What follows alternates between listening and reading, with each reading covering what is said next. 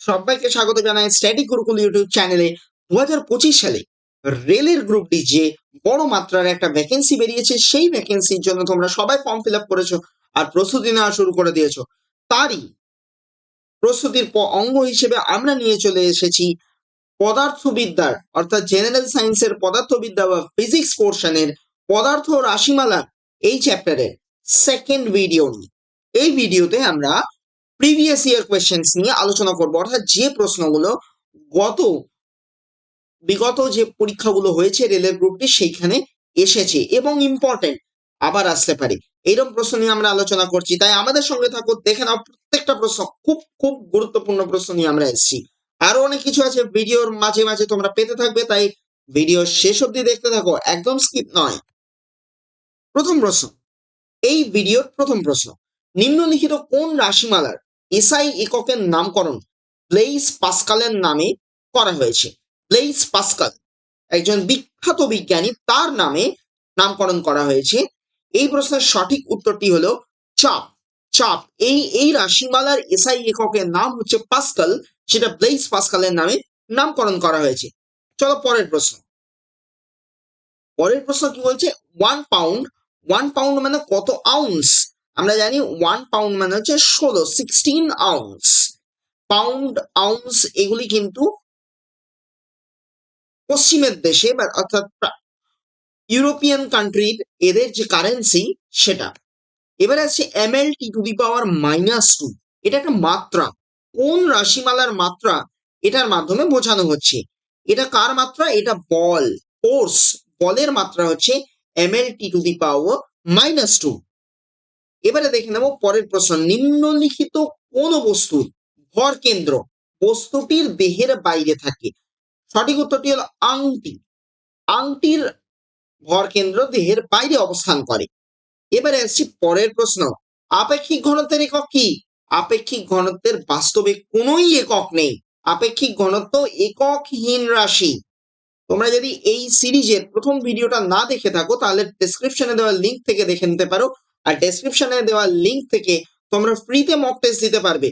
জ্ঞান মুকুট আর static গুরুকুলের joint কোলাবোরেশনে আমরা লঞ্চ করেছি ফ্রি মক টেস্ট, যেটার জন্য তোমাদেরকে প্লে স্টোর থেকে ডাউনলোড করে নিতে হবে জ্ঞান মুকুট মোবাইল অ্যাপ্লিকেশনটি, অথবা তোমরা www.gyanmukut.com এই ওয়েবসাইটে গিয়ে লগ ইন করে সেখান থেকেও রেলের গ্রুপ ডি এক্সপ্রেস 2025 নামের কোর্স থেকে ফ্রি কোর্স, সেখান থেকে তোমরা সমস্ত মক টেস্টগুলি ফ্রিতে দিতে পারবে।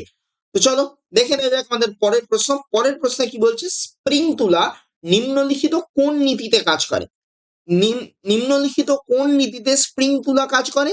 এই প্রশ্নের সঠিক উত্তরটি হচ্ছে হুকের সূত্র, হুকস ল।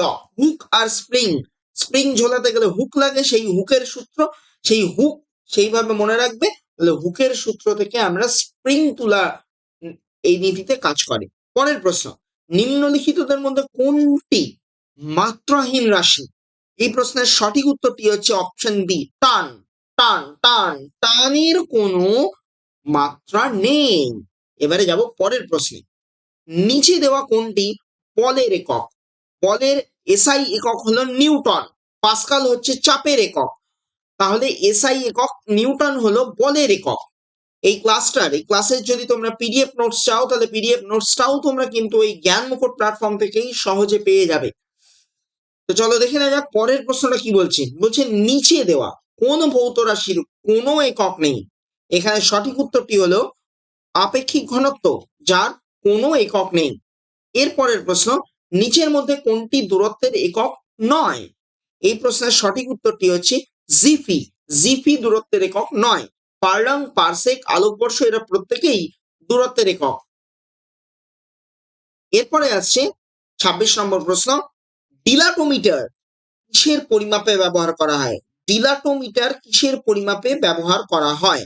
এই প্রশ্নের সঠিক উত্তর হলো পদার্থের মাত্রাগত পরিবর্তন। বাকি যে অপশনগুলো তাপীয় শক্তি, যান্ত্রিক শক্তি ও তড়িৎ শক্তি, এর উত্তর নয়।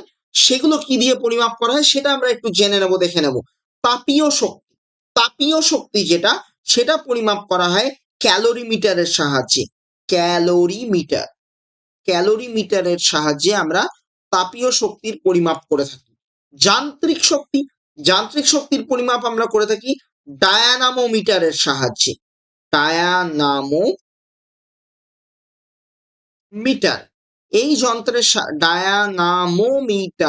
যন্ত্রের সাহায্যে আমরা পরিমাপ করি যান্ত্রিক শক্তি, তড়িৎ শক্তি। তড়িৎ শক্তি কার সাহায্যে আমরা পরিমাপ করি? ওয়াট মিটার এর সাহায্যে আমরা তড়িৎ শক্তির পরিমাপ করে থাকি। চলে যাব পরের প্রশ্নে। পরের প্রশ্ন বলছে ত্বরণের একক কি? ত্বরণের একক কি? খুব গুরুত্বপূর্ণ প্রশ্ন।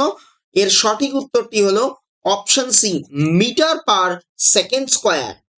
এর পরের প্রশ্ন, ভর আর ত্বরণ, মাস আর এফ, অ্যাক্সিলারেশন, এদের মাল্টিপ্লিকেশন গুণ করলে আমরা কি পাবো? এদের গুণ করলে আমরা পাবো বল। এটা হচ্ছে নিউটনের দ্বিতীয় গতিসূত্র, যেখানে আমরা কি পড়েছিলাম? P is equal to M F, সেই সূত্রটাই জানতে চাওয়া হয়েছে। পরের প্রশ্ন, নিচের কোনটি তাপ পরিমাপের একক? এখানে অপশনে দেওয়া আছে ভোল্ট, নিউটন, জুল, ফ্লাস্ক। এর মধ্যে সঠিক উত্তরটি হলো অপশন সি, জুল। জুল এককের সাহায্যে আমরা তাপের পরিমাপ করে থাকি। এবারে চলে আসছি পরের প্রশ্ন, বার। বার কোন রাশির একক? সেটা আমাদেরকে দেখতে হবে। অপশন কি আছে? তড়িৎ প্রবাহ, তাপমাত্রা, তাপ, বায়ুমণ্ডলীয় চাপ। এর মধ্যে সঠিক উত্তরটি হলো অপশন ডি, বায়ুমণ্ডলীয় চাপ। পরের প্রশ্ন, তড়িৎ শক্তির ব্যবহারিক একক কি? তড়িৎ শক্তির ব্যবহারিক একক হলো কিলোওয়াট প্রতি ঘন্টা। কিলোওয়াট প্রতি ঘন্টা হলো তড়িৎ শক্তির ব্যবহারিক একক। আমাদের এই ভিডিওটা এখানেই শেষ হলো। আরো ভিডিওর জন্য আমাদের চ্যানেলটা সাবস্ক্রাইব করে রাখো আর বন্ধুদের মধ্যে শেয়ার করে দিতে ভুলো না।